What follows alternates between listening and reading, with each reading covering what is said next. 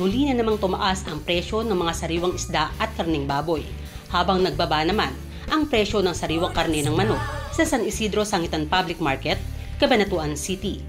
Ayon kay Deborah Odin, tindera ng mga sariwang isda, na mataas anya ang presyuhan ng mga sariwang isda. Sinabi ni Deborah na nag-umpisa anya ang pagtaas nitong bago mag-eleksyon. Bago mag-eleksyon, okay pa yung presyo niya, yung pagkatapos po. At pagkatapos? Opo, yung kinabukasan, wala kasing mabili. Yun, nagdire-diretso.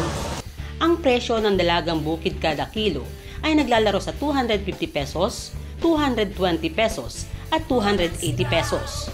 360 pesos naman sa pampano, 140 pesos sa galunggong at 220 pesos naman sa bangus dagupan. Sa karne ng baboy, ang presyo kada kilo ng laman at ng pork chop ay pumalo na sa 370 pesos. 400 pesos naman sa liempo, 340 pesos sa ribs, at 330 pesos hanggang 320 pesos ang pata ng karneng baboy. Habang bumaba naman ng 10 piso hanggang 15 pesos ang karne ng sariwang manok.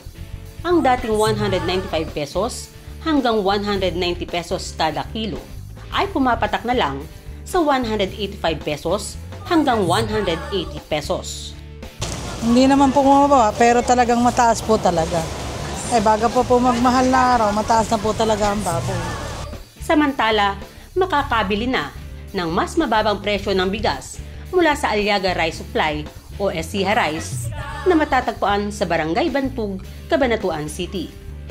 Dito ay maaari ka nang makapamili mula sa halagang 28 pesos at 32 pesos na kada kilo ng regular milled rice, 36 pesos hanggang 48 pesos sa well-milled rice at 50 pesos naman sa Denorado 218. Kasama si Jeffrey Gonzalez at Angelito Manzanal, Elsa Navallo para sa Balitang Unang Sigaw.